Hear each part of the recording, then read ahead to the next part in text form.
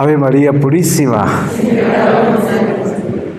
Pues le doy gracias a Dios por la bendición de estar con ustedes y también le doy gracias a esta familia del colegio que siempre nos recibe con tanto cariño, y voy a compartirles esta primera reflexión sobre mantener la fe y vivir con esperanza.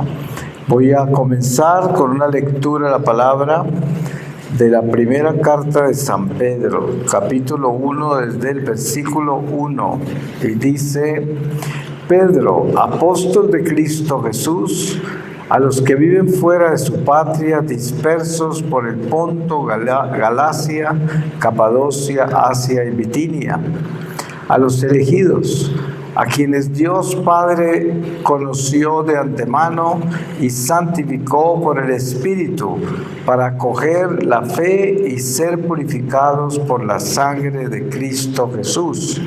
Que la gracia y la paz abunden entre ustedes.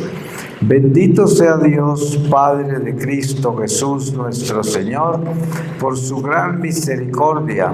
Al resucitar a Cristo Jesús de entre los muertos, nos dio una vida nueva y una esperanza viva, reservada para ustedes la herencia celestial, ese tesoro que no perece ni se echa a perder y que no se deshace con el tiempo, y los protege el poder de Dios por medio de la fe, con miras a la salvación que nos tiene preparada para los últimos tiempos. Por esto estén alegres, aunque por un tiempo tengan que ser afligidos con varias pruebas.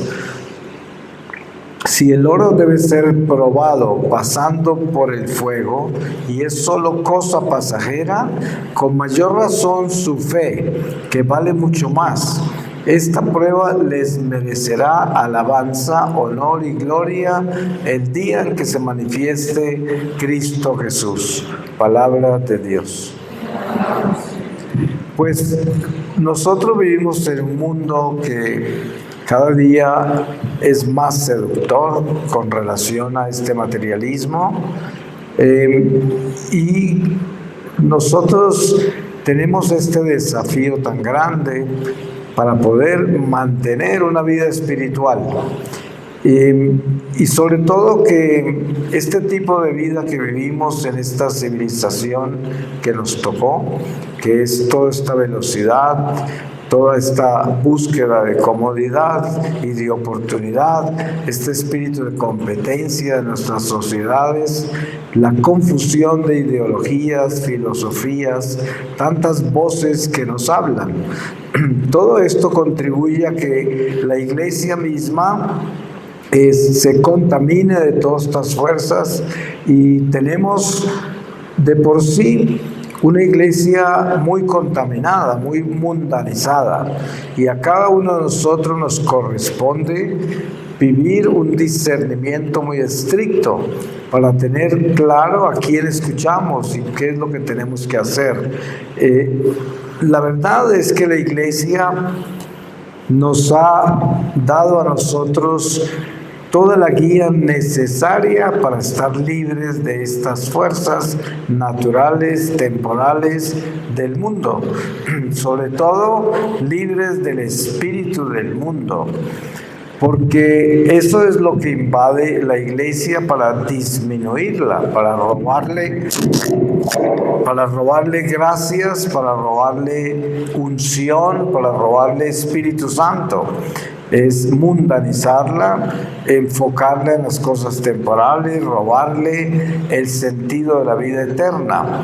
Entonces, la religión misma se convierte en nuestra propia trampa, porque cuando la iglesia está muy enfocada solo en las cosas del mundo, pierde su mística, su trascendencia, pierde lo que es espíritu y queda en la ley. Entonces, para nosotros mantener la fe y mantenerla con esperanza, la esperanza solo vive de la trascendencia, que quiere decir, la esperanza es esperanza de vida eterna, no esperanza solamente de que nos vaya bien en la vida temporal, y no esperanza solamente que alcancemos las metas temporales o que se solucionen las situaciones temporales, sino que la verdadera esperanza del Espíritu es la salvación eterna. Por eso, si nosotros observamos con cuidado el Evangelio y el lenguaje de Jesús con referencia a la esperanza, nos damos cuenta que Jesús está sembrando vida eterna en todo lo que habla. Tanto así que el mismo Judas Iscariote termina odiando a Jesús, porque él esperaba que ese Mesías salvara a los judíos de los romanos. Y Jesús era de otro mundo, hablaba de algo que sucedía después de la muerte. Y esto enfurecía a los judíos que estaban atribulados por esa invasión romana y querían ser libres. Y se suponía que el Mesías venía a hacer eso. Por eso se ganó todos sus enemigos, porque Jesús venía a predicarnos algo que no era de este mundo. Y esto suena absurdo porque uno dice, pues si Jesús vino a este mundo, ¿por qué razón Él no se ocupó de las cosas de este mundo en ninguna forma? Porque nos damos cuenta que en el Evangelio que describe la vida pública del Señor en detalle, por los 4 evangelistas y encima de todo, los mismos hechos de los apóstoles nos muestran el comienzo de la iglesia con los testimonios de lo que Jesús enseñó. Y en ningún momento observamos que Jesús habló de los romanos y de lo que tenían con los judíos, de la esclavitud de los judíos con los romanos. No lo mencionó nunca. Eso no fue su preocupación. Y por eso existe esa gran contradicción todavía hoy, porque la iglesia tiene una multitud de católicos que solo buscan el beneficio temporal. Lo mismo que los judíos de antaño en el tiempo de Jesús, solo buscaban solucionar sus problemas temporales, que eran los romanos que los tenían esclavizados. Ese era el problema más grande y era el que querían solucionar. Entonces todas sus oraciones, todos los sacrificios, todo lo que hacían era pidiendo esa libertad. Y así tenemos hoy, no ha cambiado nada, porque tenemos una multitud enorme de católicos que viven en función a sus cosas temporales, que los agobian o que quieren alcanzar. Y esto no es un pecado desear eso o orar por eso, porque nosotros también tenemos que vigilar la vida temporal que Dios nos dio. Somos responsables de esta vida y el mundo material es parte de nuestro trabajo, nuestro crecimiento. Es como el primer paso en una jornada eterna que ya no termina nunca, pero que este primer paso que envuelve el superar la muerte por medio de Jesucristo es un paso muy importante. Pero lo que tenemos que tener claro en esta conversación es el lenguaje de Jesús en el Evangelio, que es un lenguaje espiritual. Todo lo que Él habla es espíritu.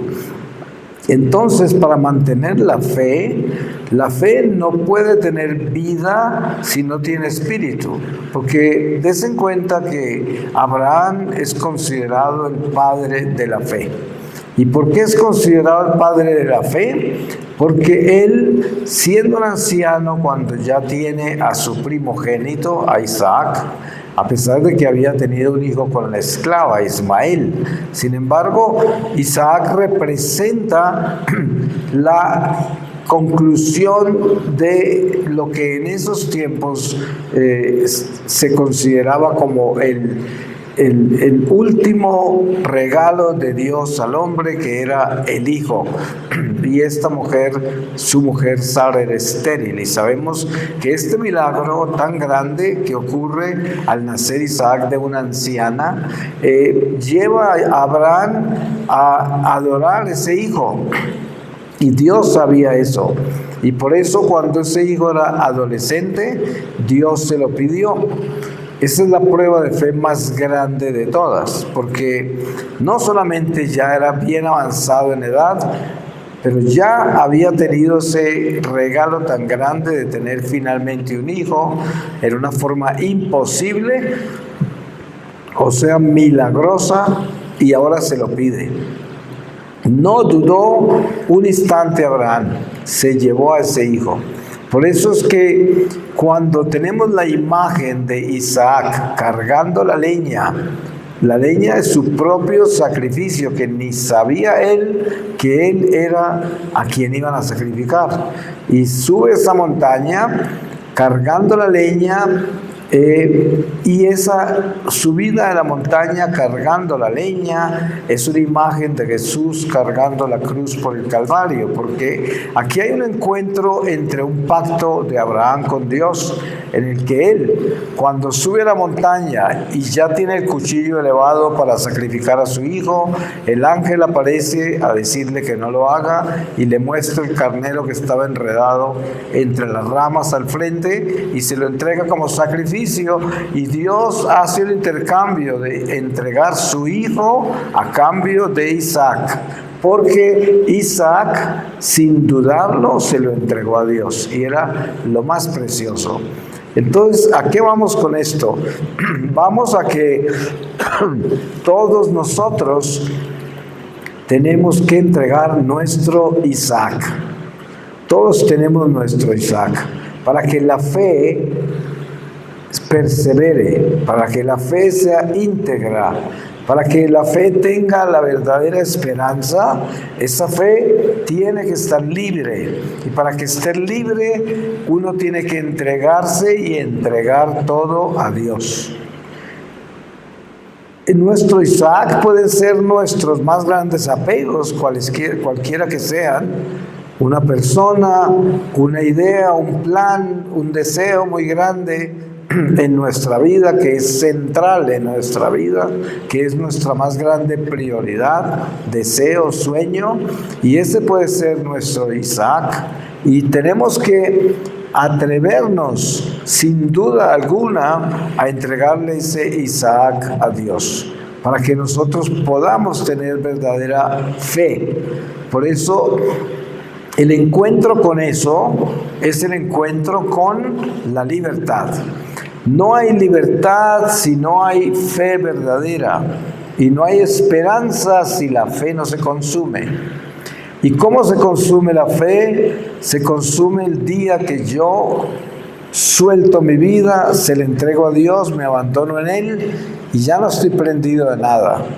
¿Quieres llevarte esto? Llévatelo todo, Señor, todo te pertenece. Y me duele y es un sacrificio y no es fácil hacerlo, pero es el único camino. Y de ahí depende mi libertad. Esa libertad, porque de lo contrario yo no soy libre.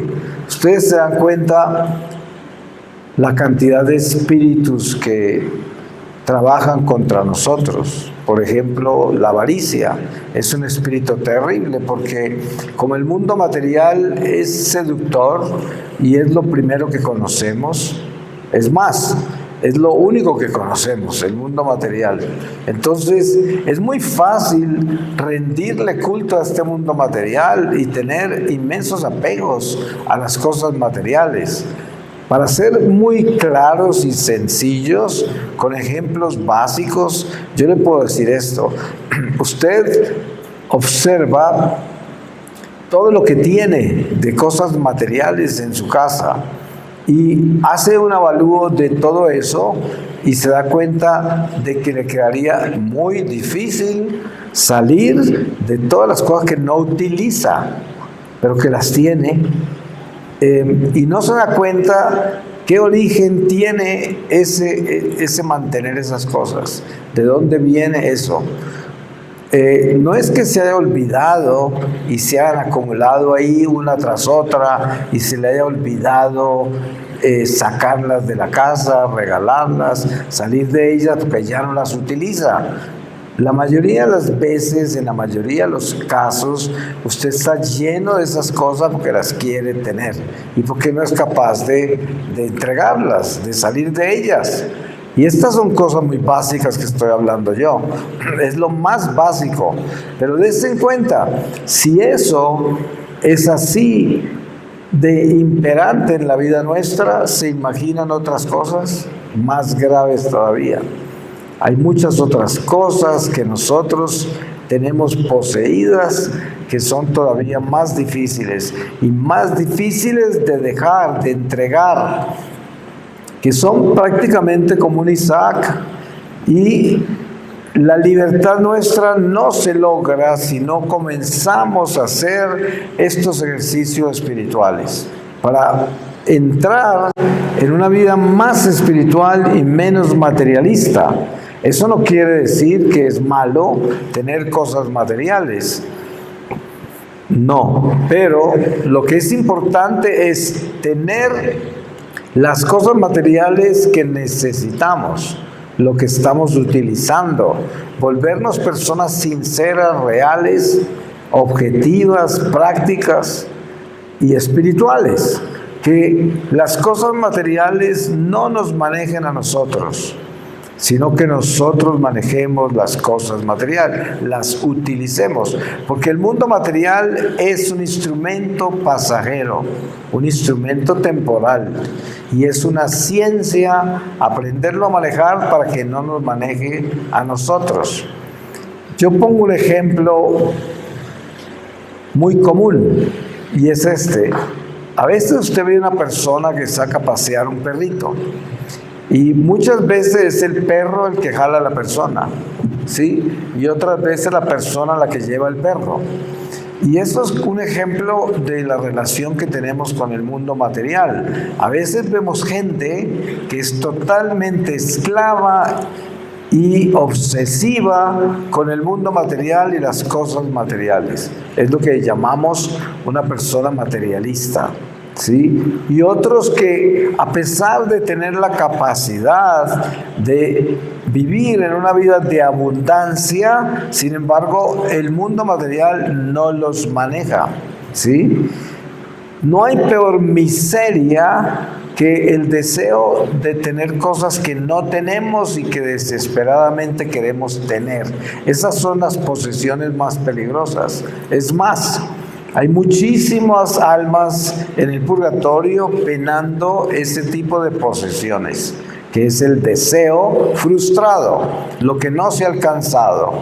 Atormenta más que lo que ya tenemos, porque lo que no tenemos se puede convertir en una angustia, en una frustración. Y esto es una posesión. Por eso, el soltar las posesiones no es solamente las que ya tenemos materialmente, sino las que deseamos también. Esas a veces son más fuertes que las que tenemos. Y esta, como dije yo antes, es una ciencia. Y al final la podríamos llamar la ciencia de la cruz, porque la cruz es el llamado a, con Cristo, morir para resucitar con Él. En otras palabras, para derrotar la muerte. Si nosotros vivimos con la muerte marcada en nosotros como un tatú, llevamos una lápida en la espalda con una sentencia a muerte, una lápida que lleva nuestro nombre, pero no la fecha, es lo único que falta, pero el nombre lo lleva. Lo que sucede es que en nuestra vida cristiana tenemos una oportunidad muy grande, y es entender a Cristo. Entender a Cristo, descubrir quién es Cristo en nuestra vida. Y Cristo en nuestra vida es la vida. Ese es Cristo, porque Cristo derrotó la muerte. Entonces, el miedo a la muerte que tenemos precisamente es la ausencia de Cristo, la ausencia de fe, la ausencia de esperanza, porque es el mismo castigo del pecado original, que es la muerte que entra, la muerte que atormenta al hombre, pero Cristo nos trae la vida, la libertad, la esperanza, la paz, el gozo, pero todo tiene que ver con la vida eterna, con el nacer al Espíritu otra vez. Todo esto es importante tenerlo claro en nuestro corazón para que nuestros pasos se den firmes, para que tengamos una capacidad de tener una paz y una integridad interior sin importar las batallas a las que estamos enfrentados. Porque cuando no hay una verdadera fe, pues no hay una verdadera esperanza y por lo tanto no hay fortaleza, y las cosas mínimas de este mundo nos doblan, nos superan, y perdemos lo que podríamos haber llamado en un momento dado la fe, que realmente no lo era, porque no estaba edificado en espíritu, sino en religión.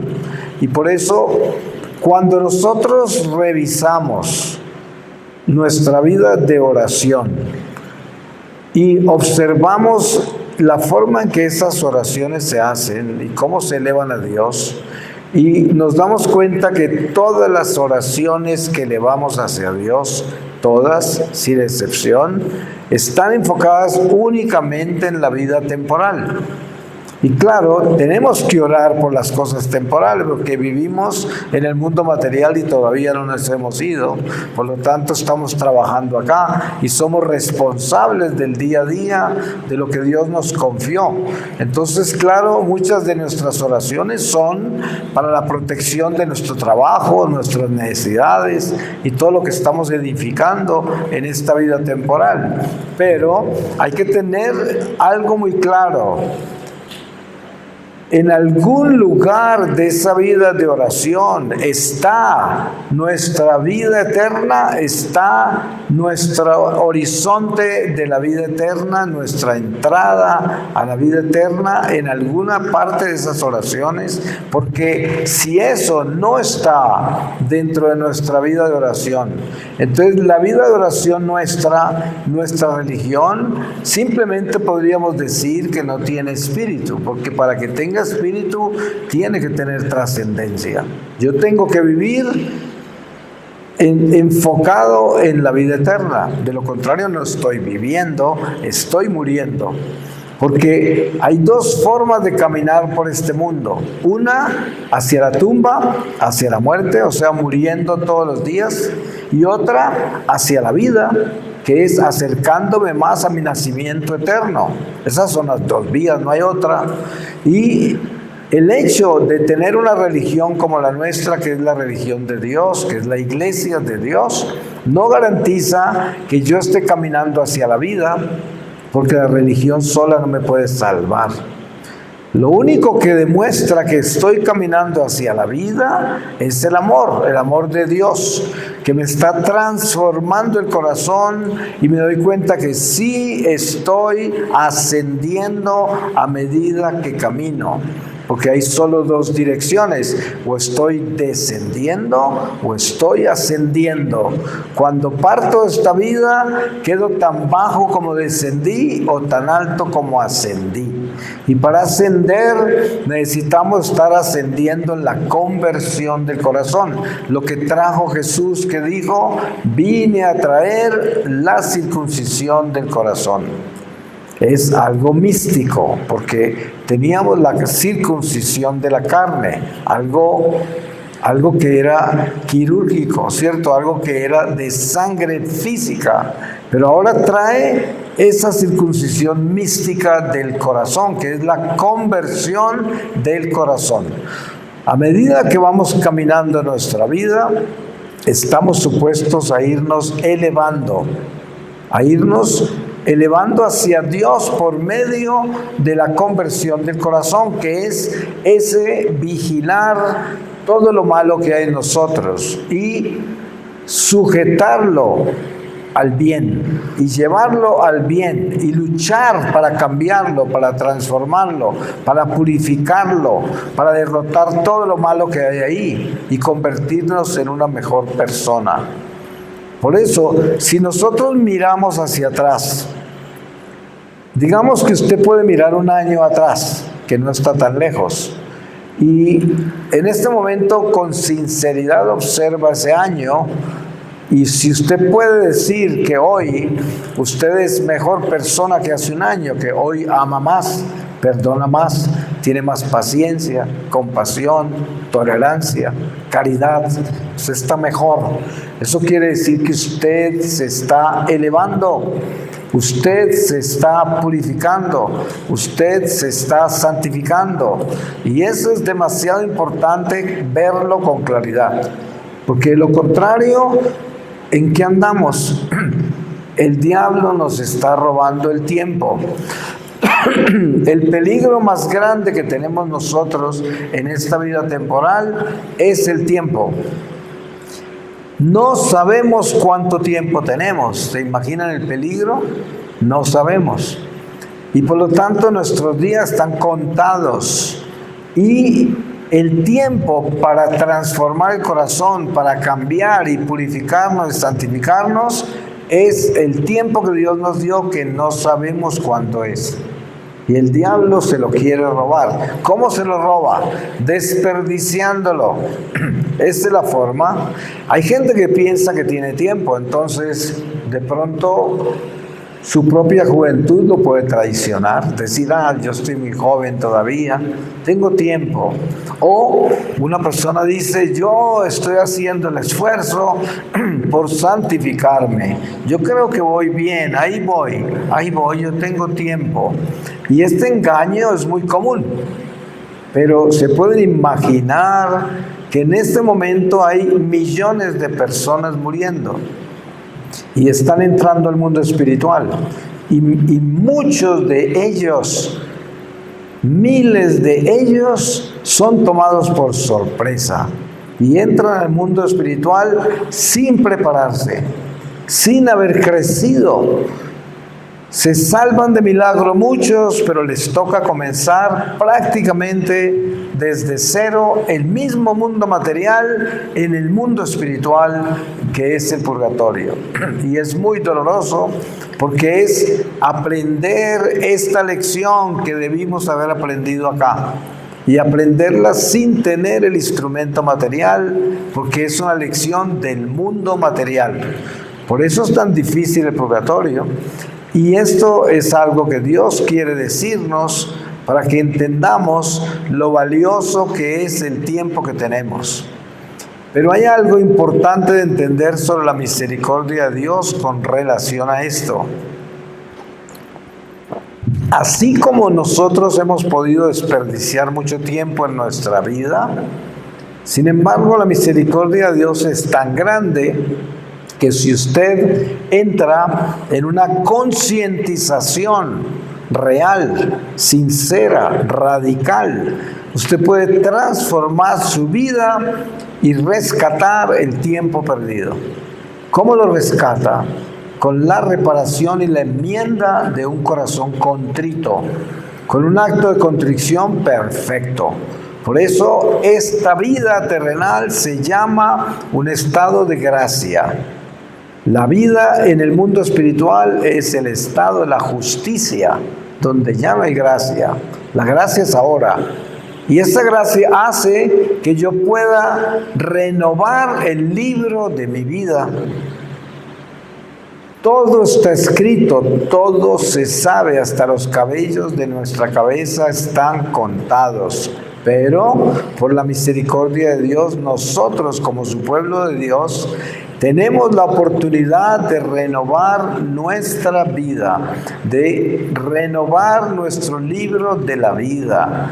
Pero para eso tenemos que entrar en esta sincera y verdadera concientización, donde yo sé que tengo que cambiar, sé que he desperdiciado tanto tiempo de mi vida y que quiero comenzar una conversión radical y verdadera para hacerme un hijo de Dios verdadero, llenarme de la luz de Dios y estar preparado para encontrarlo hoy, no mañana porque no sé si lo tengo, hoy, porque esa sería la forma de honrar a Dios, demostrándole al Señor que yo entendí que lo único que tengo es este momento. No tengo nada más. Lo único que yo tengo es este momento. Entonces, por gracia del Espíritu Santo, si usted se concientiza en este momento y usted dice, ya entendí, yo necesito cambiar en este momento. Yo necesito tomar decisiones radicales en este momento. No en ningún otro, porque yo no tengo ningún otro momento. No tengo ninguna garantía de que voy a tener otro momento. Por eso, este momento es mi verdad.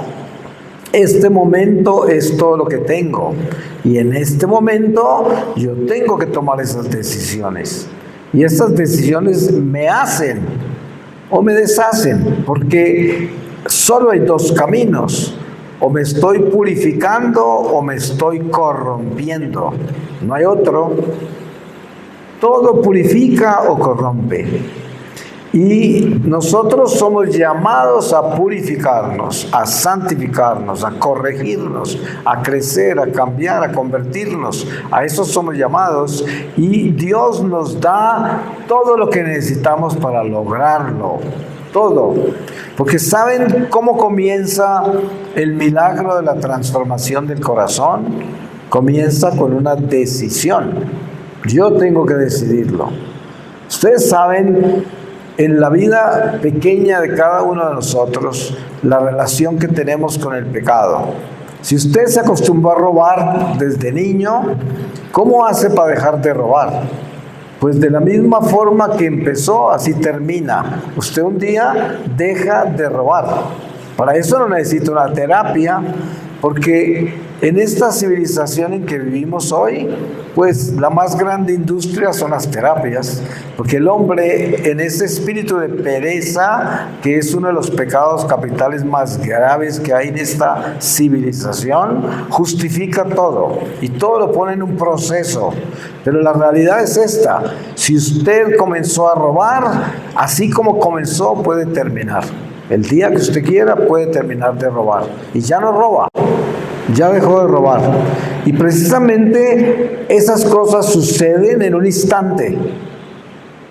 Que usted es una persona promiscua, impura y tiene toda esa debilidad de su carne, así como empezó con esa impureza, así la termina.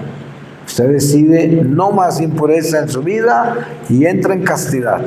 Y listo, lo puede hacer. Es una decisión que usted toma. ¿Por qué? Porque usted descubre que ese es el camino. Usted descubre que eso es lo que Dios le pide, que se purifique, que se santifique y la paz comienza a entrar a su corazón. Una paz que no tenía o una paz que había perdido. Y esto quiere decir circuncisión del corazón. Es el corazón que ya entra en conciencia de cambio. Para eso se necesita espíritu, porque solo el espíritu puede hacer esto que estamos hablando. ¿Quién es el que lo impulsa para que usted diga, yo quiero cambiar, yo quiero ser bueno, yo quiero dejar el vicio, yo quiero dejar todo pecado, quiero cambiar? Eso no viene de sus pies, eso tampoco viene de su estómago. Eso viene del Espíritu Santo. Es el Espíritu de Dios el que nos da la fuerza para transformarnos. Sí, es el Espíritu de Dios. Él viene, Él es muy pronto, Él es muy puntual, es muy amoroso. Él solo quiere que nos salvemos, lo único que quiere. Y por lo tanto, todo lo que yo haga para cambiar mi corazón es obra del Espíritu Santo. Pero yo llevo en mí el Espíritu Santo por el bautismo. Pero yo necesito unirme a Él y hacerme uno con Él con mi propia voluntad. Tengo que someterla a la voluntad de Dios. y entrar en ese espíritu. Y en ese momento el espíritu hace todo lo que se necesita hacer. Como por ejemplo, de repente usted dice, ay, yo quiero dejar de fornicar, yo quiero dejar de robar, yo quiero dejar de mentir, yo quiero dejar la avaricia. Y ya empieza a salir toda esta fuerza de usted con una seguridad contundente, con una disciplina extraordinaria, y todo esto sale del espíritu, pero primero usted tiene que hacerse uno con él. Usted tiene que unirse a él, usted tiene que desearlo, usted tiene que observarlo y darse cuenta que es mejor ser bueno, mucho mejor, que es mucho mejor ser santo que ser un endemoniado, lleno de vicios y perdición en este mundo. Mucho mejor ser bueno, mucho mejor ser santo. No hay como llegar a su cama y descansar esta cabeza sobre la almohada en santidad. Y lo peor es llevar esta cabeza a descansar en la almohada corrompida, una cabeza corrompida. Eso no tiene paz ni esperanza. No hay ningún gozo en eso. Por eso el camino verdadero es la santidad. Voy a terminar con una lectura de la palabra para que el Espíritu Santo nos ayude a conservar esto y no se lo robe el diablo. Y les voy a leer a ustedes de la segunda carta a Timoteo, capítulo 1, desde el versículo 1. Dice: Pablo, apóstol de Cristo Jesús, por decisión de Dios, que nos prometió la vida en Cristo Jesús, a su querido hijo Timoteo. Vengan sobre ti de Dios Padre y de Cristo Jesús nuestro Señor, la gracia, la misericordia y la paz. Doy gracias a Dios, a quien sirvo con conciencia limpia como mis antepasados, cuando constantemente te recuerdo en mis oraciones noche y día. Al acordarme de tus lágrimas, siento un gran deseo de verte para llenarme de alegría. Recuerdo tu fe sincera, así eran tu abuela Loide y tu madre Eunice, y estoy convencido de que la recibiste de ellas. Por eso te invito a que reavives el don de Dios que recibiste por la imposición de mis manos, porque Dios no nos dio un espíritu de timidez, sino un espíritu de fortaleza, de amor y de buen juicio. No te avergüences, pues, del martirio de nuestro Señor, ni de mí al verme preso. Al contrario, sufre por el Evangelio, sostenido por la fuerza de Dios. Él nos ha salvado y nos ha llamado para una vocación santa, no como premio a nuestros méritos, sino gratuitamente y por iniciativa propia. Esta llamada que nos concedió en Cristo Jesús desde la eternidad acaba de manifestarse ahora con la aparición de Cristo Jesús, nuestro Salvador, que ha destruido la muerte y ha hecho resplandecer en su Evangelio la vida y la inmortalidad. Palabra de Dios. Pues le damos gracias a Dios, lo bendecimos porque Él es bueno y misericordioso, y sobre todo que el Espíritu Santo es muy puntual y siempre viene a decirnos lo que tenemos que escuchar. Pues vamos a tomar un descanso para continuar con la segunda reflexión. Amén.